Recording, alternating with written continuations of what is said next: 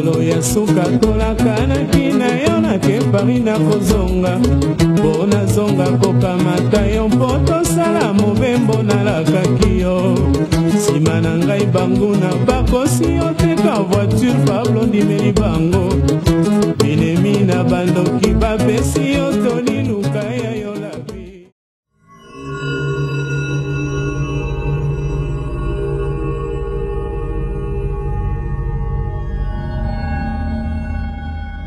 Ne ba faire remarquer grand maître présence naïe. Oui, mais au moins jeune homme Ayembaga bien, c'est un très bon premier ténoriste, tout ça, musicien. Ayembaga bien. Grand maître pe le Guadrina Mobastan, c'est humour naïe. Atinika Babenga, Atuniabi Petit, Olinga Kokende Poto. Yalobi mais poto ezanzela malamu mpona nini te soki mona poto pena poto ina ko seki sabi non parenthèse na commentaire mo seki na nzembo mo ya mbongo. Alors il y a lobi tan soki nzela poto ezina ko kende problème ezate ayi bon tozo kende na poto ebi mais bon c'est vrai na ko kende mais nazana ba responsabilité nazana maman na s'occupe na ye na mo bande ko puis na bana pe évidemment il faut moi bourser za la pour ça la grand maître pe bon lokola zaki pragmatique akamati mbongo apesi papa ekotika nga lazomona moi image na zaka nango docteur mesana kovana na papa na ndaku et na komona ga balongolinga bake kotika ngai tout ça epa ya grand-mère kofanda boye atiki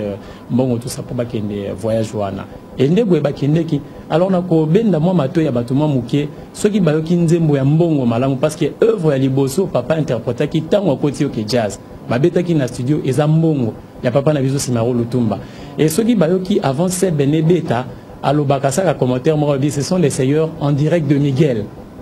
Donc, vous comprenez. Donc, il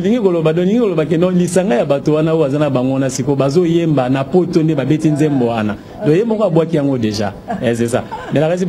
Miguel Kalanapo, Miguel. Voilà. On a pensé qui langage Kala. Je me souviens de lobby pour faire souvenir en direct de Miguel. Tout droit de Miguel. Alors, les gens qui viennent la poto. Alors, Eric, John Poyi, hier, papa, accueilli pour Batwing Bazolanda Baoukamwa. Et toutes ces histoires, nous sommes nos pour nous moana. Et moi, on a bêta solo, il y a tant moana, na 78, aux en moqué, et tant aux en 4 ans, 2 millions de ma solo news. Ndenge nazoloba tozalaki pembeni ya papa makasi alors makambo nyonso wana tango ezoleka na tango pe bazoloba tozosimba nga nazoyeba ke na âge ya 6 ans déjà mbala mosusu tango tozovanda na avenue Chikapa je crois c'est numéro 2 bamba mosusu bazoya ko surprendre nga na simanda ku nazoyembaka banzembo ya oke jazz ayo wana nazobina donc toki quand même na moto moko ezo capter makambo facile banzembo ya papa to nyonso banzembo ya oke jazz kaka ko ya oke jazz wana soki azobeta ba disque kuna na bana ko saba audition mingi nga pe kuna na kena simanda kuna zo sala pe yanga concert na ndenge nanga donc tozaki très attiré très attaché na musala na et tango zo yamba baninga tango pe bazobeta masolo ba émission pe mingi ba sala tango azo rapporter ba témoignage tozalaki koyoka et tozo simba yango voilà tokoki quand même les locaux beta moi les solo hein n'est-ce pas na mo ba précision makambo mingi parce que tozaki penza pembeni tozoyoka makambo wana. John Poyi a kotaki na OK Jazz na 78 a démarré déjà na kati ya OK Jazz ba début na ye akutana na banane oyo a retrouvaki kati ya OK Jazz. OK Jazz akutaki bato bazalaki pena moi mingi pe hein tozomona déjà présence ya papa na biso Simaro azalaki hein moto monene ya komi banzembo kitoko mingi we sali pe ke papa yembi pe ayebani tozokuta papa na biso diato azalaki na kati papa na biso Paul Ndombe Opetum pe à son âme ye pe azalaki hein bato bazalaki penza papa Blaise Utamai hein nazomona bazalaki zalaki en tout cas mo bato mingi bazalaki hein bazalaki bah écoutez vraiment tant à côté qui paie batamakasi hein et quand c'est OK Jazz mais le nini oyo est marquant public selon yo oyo John Poyi sala ki quand c'est OK Jazz pe et ko sala un changement na quand c'est OK Jazz et apporter un plus to lobaboy papa na biso joski qui a beaucoup tapé zalaki ba yemimine en tout cas mais eloko sala qui a marqué tango yaki en tout cas ezelo ko mosusu te kaka mongongo nae na style na ya ko communiquer na kati ya loyembo en tout cas azalaki na lolenge moko azalaki penza ya ye ya koyeba ko exploiter nzembo pe koyeba ko communiquer na bato na kati ya nzembo wana Et c'est ce qui était vraiment sa force. Nakanisi bokozwana bobozana bilili ya ba photo to memeli bino bomona ba photo muso ezali azo yemba mais abandaki ko préférer ko tika podium ayeti na kati ya bato. Et ce qui est étonnant bato bazo vanda même alongo na kiti afandi na se pour comprendre quoi admirer ndenge nini mutazo yembela nzembo. Bilili ya ba photo ezali bokomona yango donc ezali loko ki force na yango wana. Donc il chantait avec son âme, il pouvait ko kamata loyembo ba pesi à interpréter a commis sango le rôle la vie moko na kati na pe ko transmettre bato. Et na mongongo pe kitoko nzamba pesa ki donc voilà et bande ko sala à tout ana nyonso. En tout cas on y a penza place en John Paul. Total nanu sikoto le kana na nzembo moko to kana no mamba loyembo oyo ndenge Erika Utoloba kaka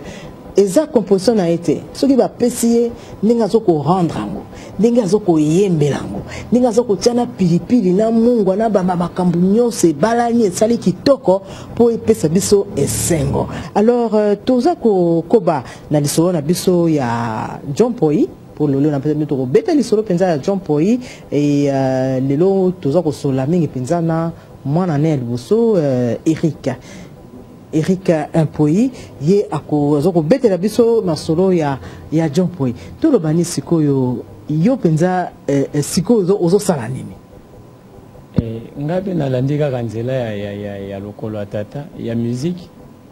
quoi que yebe na posa na ezala ki biso to kota na nzela wana te mais nzambe mutakata kanzela mutasali ke na sima na eto to la nzela ya musique. Alors pour lundi nzela musique oui na sana kati ya musique pratiquement tout le banda bané 98 hein 98 parce que ba église pas iwa pito ko sambela to ekoli ko embela nzambe kuna donc dans le gospel ce qui to ko loba oui na album moko déjà enregistré hein, et produit différemment na maison Ebenezer et puis na maison NEK production. Il y a papa Nabiso Moïse Kangana maman Nicole voilà de travailler un album wana mais pour na banzembo ya papa wana ozoko kipango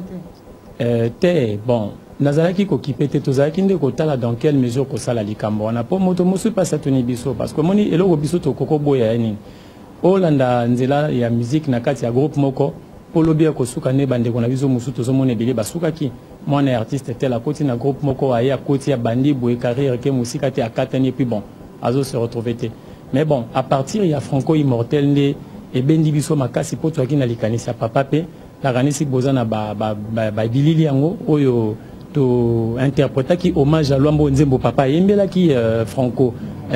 alors ngana yembaki Nzembo na papa na biso lutumba beti guitare et lelo yo tozo préparer hommage pour na papa bato bakosimba entre autres répertoire na tozangai na ndeko nanga Jackson et bati pas alliant parenthèse soki akokamata pe le yembo po yazo vana na no mamuke pona maramuso tout ça mais tozali wana to tozo pona carrière à papa en tout cas na baki teto kanga maboko te po moto nyonso zakana ba origine hein azana racine moko quelque part wa koki ko boya yango te voilà toza penza na kati ya makambo wana so tozonga na lisolo na ya John Poi aza solo un grand artiste aza papa aza un grand artiste aibana de partout et proche na ezala ki penza nani oyo bakangana kana e penza ezaka penza nani. Oui papa zalaki na ba complice bazaki belé hein papa na biso Paul Ndombe pe à son âme il pas zaki complice ya papa na biso diato aza telelo vivant za na Belgique yepe complice mosusu ya papa okamati papa na biso yo peli susu akofa papa et Pompolo Wai d'ailleurs yende complice ya suka o basalaki album na ye en solo hein avant papa zonga na OK jazz après mort ya Franco parce que basaki loko mo ya tiers monde coopération ba on balé hein album on a titre na virage et virage nzembo ya virage un album à virage ebanaki mingi ya papa ezali a fragile ngai na mipesi na yo pe o mipesa bolingo nanga yo mwana ya buta refrain ngona yo e gagné ba terrain ba vide nyonso ya motema nanga okangi yo azina ngai ye nzembo wana hein donc voilà album ya suka en solo papa salaki yango wana na Pompolo Wai et si manangonda kozonga na OK jazz ba yimi ba hommage à Luambo na ba oyo to bien na ba peuple tout ça et puis na répertoire ya papa Belé yo nzembo nini oyo linga parce que siko koma pe ko interpréter ba nzembo ne o wapi yo penza soko yoki okanisaka ye pe et comme ça qu'on escampe en tout cas maman Irène balandinyo sa nostalgie ceux qui papa zalaki na fanatique numéro 1 ngala zalaki déjà fanatique numéro 1 non biso bana alors banzembo yazalaki soki ayembi nakoki loba banzembo presque mingi surtout soki nzembo lokola mbongo nazalaka soki nzembo ane bandi ko beta na yo lokola batomboli ngai ba chair de poule na nzoto et à un moment donné nakomaki loba partie à vie nanga na ko vivre soki na interpréter hein. Et bon, en 2013, et puis c'est une opportunité, comme si je ne manquais que ça pour vivre. Hein? Mais le colobi le cambango pe ambongo. Et pour tant on se bazoe bangote hein, au tanga au moins mingi le mbwana. Mais quand nous ko yembe biso manqué. Les kole koina mbule kono kae. Seli jakangela ngaboto e kotiola e. Les kole koina yo kamoki mozali nde koningana. Li solo mosusu te kaka sembongo e po dele yangonga mama e mikolo mikomi nde na suka e bolingo zali koboya ngai po mokolo ya yambo nabosanaki kotuna yo selija e date yo koboya ngai. Voilà. Bravo en tout cas, bravo. Dans mon interprétation ezagito mi ba do banzembo mama Irène ezami balé ozimbongo okamati hommage à Luambo eza banzembo na lobaki en tout cas il faut nzamba pesa nga opportunité na bassin na minene na interpréter hommage à Luambo déjà na moni nzamba exaucaki prière pour événement ya munene ezaki le 27 avril na oya na chapiteau wana to yembi liboso ba konzi bato belé et eloko malamu nzamba sali que moi polémique elekaki na kati ya ba officiel papa na biso matata mponyo na ba gouverneur bato bazui na caméra donc na sepelaki makasi. Alors, etikali siko etikali na hommage nzamba pour ça te dit que koleka. Voilà. Pasi elekina kei pa yanganga. Kolukami ekempona suambongo mama. Pasi eleki banganga batonda ndelo kutao. Nganga nazima lele lokola ngai. Likambo ya somo nganga senginga lisusu mbongo. Bokitoko esiko sepesa bande ko nyonso bazon na sur la www.digitalcongo.net nebi bozaka ebele kozala branché et puis kolanda digital nostalgie na ba programme kitoko oyo to ba numéro kitoko to présente Arabino. Alors toza kokoba Eric Poi fils aîné à John Poi. Voilà Eric sikoyo papa azali sousouté papa asili ko tikabiso depuis 93 voilà depuis 93 voilà 1993 John Poi asili ko tikabiso na ebité tout le monde na bilili esika bakunda kiye ebité bon totali ba makambo ndenge zelekana na après sa mort nebité yo ozawana mekana mukoyebisa biso bizali lo ndenge nini artiste a vivre na ba œuvre nae et puis ceux qui a kufi famille nae pour bilo bozali senge solo bo se retrouver par rapport à ba œuvre nae pour mon sala oya sala ki to landi baloembo kitoko bakadima mandola interprétation kitoko ya mamba babanzemo ya lolenge KTB batu balandi ba solo ils a confirmé penza John Poi azalaki un grand artiste azali ko interpréter zo sa mosala nae na bolingo nyonso mais lelo to lobani na ba œuvre nae bozali ko se retrouver au moins. Oui, merci maman Irène. Mais liboso ba œuvre aussi le baki pe likamo ya motuya, likama le 1er août ne batu bakenda kota la bipa e bongo batika ki bakondo ya bango bakende. Vraiment ba na mema ki bilili ezali pasi mingi batu lelo soki batali na bike ba bokola ki sabango bilili wana ya sika ba kundi John Poi. Ba musicien mosusu vraiment bazo mériter tout le baki bazana batombo. Mais John Poi azana no na bilanga. Plate band ya matiti indésirable. Et les boules pas y bâtir John Poi ici ka gouvernement provincial a pesaka na fosse wana na cimetière Gombe basala peta kavote basala kavote dotokinda bu enterrement te ko la surprise avec charge batu bazaki na ko sala makambona to kutika libulu na mabele ya pamba. Alors lokola na ne samate bazongi sabatu po bobongisa ba ko kunda mona ki ngote na misu na bino bobo mona ki to yaki wana biso banso soki bazui bilili wana enterrement nga naza mwana le seul na lobaka vomba ki ta cercueil na mabele nazalaka donc to moni bato to zaki sou na choite to tie. Alors quand même il fallait basa la quelque chose plus tard mais bon et ça l'a quitté bandeko bataka kabiso soki tozolo bapona likamo balimbisa tozalaki bana soki tozala na makoki nde to salaki. Donc voilà pourquoi tozo invoquer likambo ya ko vivre na ba droit ya artiste soki akufi omoni déjà les kamwa soneka na kolobi sabine lo comme ça vérité moza choquant na kenemba mususu ça va faire bientôt ce qui va 10 ans passé na soneka tozaki na ba mikanda ya succession oto kende tokena na soneka ba mususu bozo kende ko zambongo boyo bazo futa ba droit toke ko za $20 ba droit tozo bazo futa ba droit d'autres toke ko za John Poy na soneka bimi $20 donc John Poy azana banzembo à peu près le loso kata 60 oyo a intervenant loko la leader hein na nzembo loko la ténoriste na banzembo loko la bambao bolingo lelo na commune ko regretter oh ténor on est à John Poy banzembo za belé lelo John Poy intervenant loko la ténoriste d'abord avant yemba lead banzembo za belé John Poy atoko zo loko la ba droit voisin ata biso bana et to la rango mbongo te tokene mamusuko za mbongo na soneka balobi ote mbongo ebimaki meto défi yango mbala liboso to kana mokili batu baye ko za mbongo na bango ya ba sociétaire hein lokola ba hauteur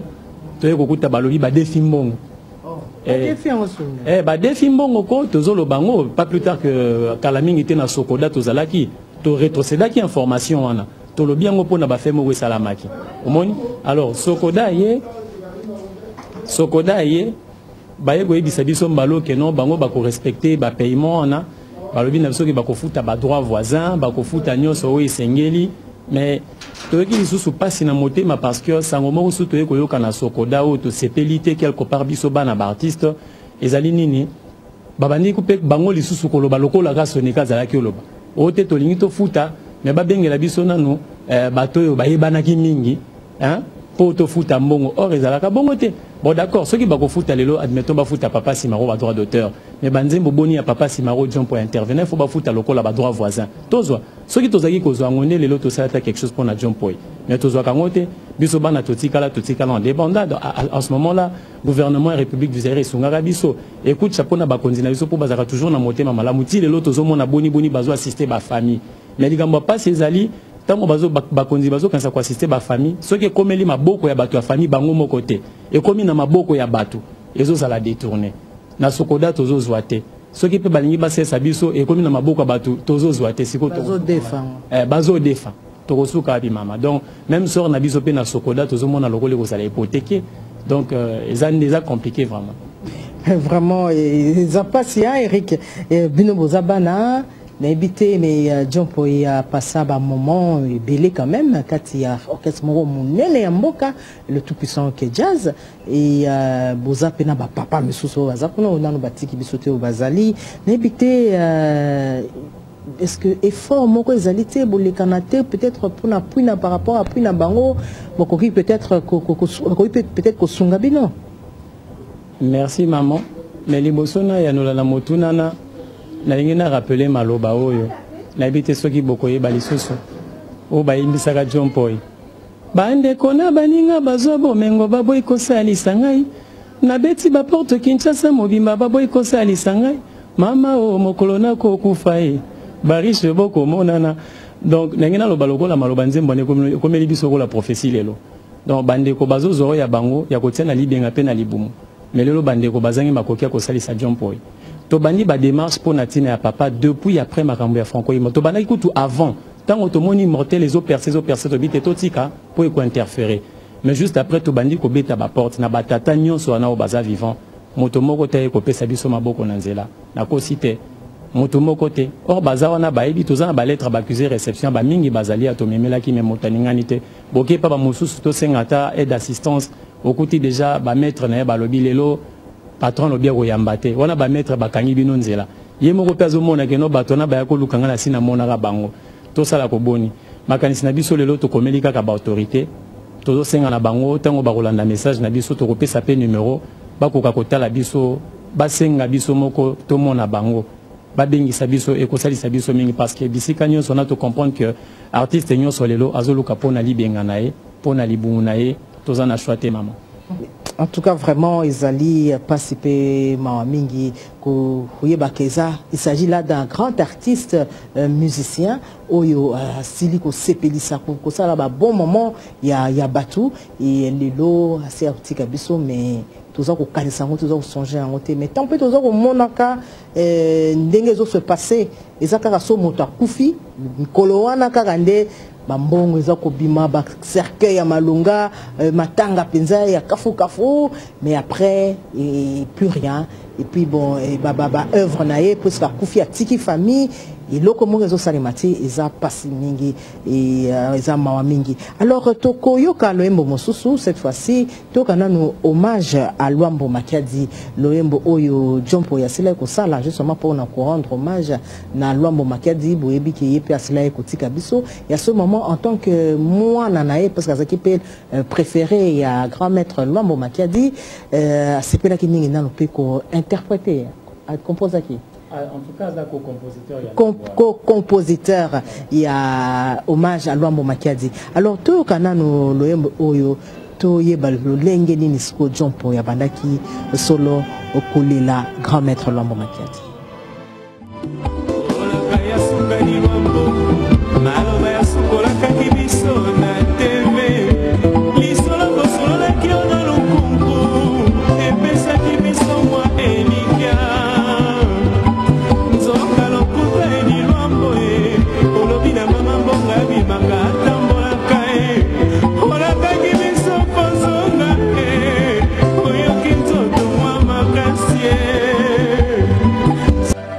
En tout cas, il peut signer en mawa. Hommage à Luambo Makiadi, Bandeko Balandi, Tosili Kolanda, Ezali Jo Pouyazalaki compositeur, il y a Loembo Oyo. Alors, nako profiter quoi sabino que Sika Kitoko Tozali awa pour nako présenter mission Oyo Digital Nostalgie, Tozali solo na Madouda. Un bis, un A bis na bandal le sikanini non na hôtel empreinte le flat hôtel empreinte sikanini papa Eric Pabo Paco oui yazali gérant asiliko yamba biso awa équipe digital Nostalgie to siliko sepel en tout cas na honneur ya siliko pesa biso parce que ceux qui to saluer mon sala la nina peut te faire savoir nos services nini kitoko izalaka kati ya hôtel na flat hôtel empreinte na commune ya Banda Lungwa. Alors tout ça koba na émission na biso mais to komi presque à la fin et Eric na habité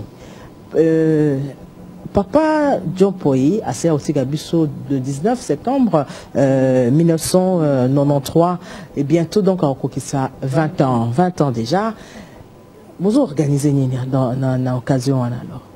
Merci maman, to zobongisa penza likamomoko izala ya moi monene penza po azala ki artiste ya mokete ya monene asali fierté ya mboka. Alors to ko bongisa to sala to tiela ye penza Pierre Tombali ya solo hein ce qui possible to sala ta mausolée pour maman Irène na ko fungola moi parenthèse moko est-ce que yebi ke na mboka moko na kati ya France ba kamata cimetière moko ba komisa ngo lokola musée pour nini ba référence nyonso o ba marka culture hein ya France bakunda bango kuna soko mutakia lo ngina mona sika bakunda ka Molière ba memi na cimetière wana na ngina mona sika bakunda ka tel ba memi kuna et ozomona que ba artiste na biso soko kebisika mingi bazana impact soki bakufi na Kenya na ibisaki yo en coulisse mama que liwa ya Jompoyi donc c'est dire exposition ya nzoto nae te enterrement nae bazo te kango lelo na Kenya en ligne na internet bato bazo tala ozomona donc ebongi malamu biso pe na mboka tango bato basali bongo bakuta ke na mboka bato zo bongisa pe bipai to kundi bato ango po bazaka ka batata na biso te mais ba memaki pe tondar ya mboka o te lelo kwa ke bakufi mais baza ba référence ya RDC omoni alors il faut to kunto bongisa sika bakunda ki malamu to tia mausolée moi Pierre a bien et puis to ko bongisa ko sala soirée moko munene o soki ezaki ko dépendre na biso kaka na makoki to va osaka papa dia to aya papa Makoso aya papa Reilema ko pesa témoignage to benga par exemple papa Utamai azala omoni mais lokola tozio ya bongote malgré tout ndeko na ngai Yves Mongo vraiment nazo banzamba pambola e penza motema mobiba parce que yekuta za na orchestre bandika ka lobi na wana on a tout puissant que jazz naie mais lobi to tie maboko groupe d'accompagnement biso wana tozali ona ko simba soirée wana alors to senga ki na grand hôtel basali sabiso poto sala soirée de gala kuna hein ce qui tozui moi makoki to sala kuna pona commémoration à 20 ans na en hommage et puis entre parenthèses les sous tozana likanisa fondation Jompoyi wana fungoli awa na nostalgie bato baeba pour kombo munene renommé munene 20 ans passés depuis pourquoi Zala quitté les lotika likaka tokoki pe kotika ngo lekate aboti bana baza bayembi tozambisa totozo yemba donc tokoki pe komema lisusu oya sala ki plus haut que ça na objectif moko boye biso zo sala biso pas si to mona bana ba artiste basali mama mine na mboka mais okomona biso na balabala lelo boye soko pousse n'est pas moto bato bazota bino na liste lokola na liste lokola ba mendiant respect eza le moins attribué ozomona alors bongi malamu soki tozui makoki na opportunité tout ça la makambo soki ba ko tala bana artiste congolais minene on a ba mona kete en tout cas ce sont des gens à respecter et en échange biso na tour na biso pe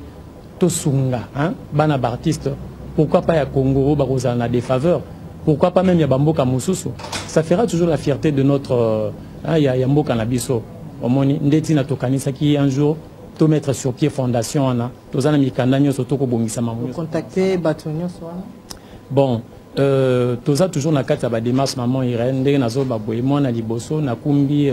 molongwa bandeko nanga na sima mais on n'a pas assez de moyens ezo senga biso mingi mara musuku totoko sala mba mususu sacrifier atana kolia na ya jour mais to sala ka keloko esalema donc tozo bunda jusque là moto ye kotia maboko na nzela Yves Mongo to zi espace na fiette to betaki ndenge bato ba monaki hein to passer message biso na pe tozo koba et tout ça la démarche na elongo moto pena financer biso na natana $1 au lelo azate ya wana nazo senga biso yo ba papa ba pesi biso espace na nostalgie papa na biso raiso sungaka mama Olive sungaka papa Bocha bosungaka talaba na Jompo e bazolela bo pesa biso vraiment nzela tokutana na bino toyebi ke soki to moni bino nité me bosepela po bosalisa ba mingi biso tozo reconnaître bo pesa pe biso chance tout ça la po Jompo quand même Jompoi, quand même, Jompoi. Lisolo yo ya Jompoi na kotala ndenge bandete to bandaki koyeba ba œuvre na ye, koyeba su. Ebotala etani nyeza nango, tozo senga na bino vraiment bakonzi bo salisa biso, boyoka mungonga bana ndenge bazolela. Topesa numéro à téléphone, bobenga biso, to bondeli bino bobenga bana baya epa ya batata bakonzi. Bo sala quelque chose. Et vous allez vraiment esengo mingi to bike bosali saka bosali si mingi me bolemba biso te botia biso pena maboko pona likama papa na biso alors numéro na biso yango yo nazo représenter bandeko nanga nyonso naza na bango et numéro yango ya téléphone bokoki ko benga biso 09 90 31 75 61 na bandeli 09 90 31 75 61 wana bokozwa bana ya Jompoi loko la famille ngai boko atteindre nga et tozape na commune na Kalamu wana donc bokoki komona biso facilement so bobengi biso to repoussana to koya en tout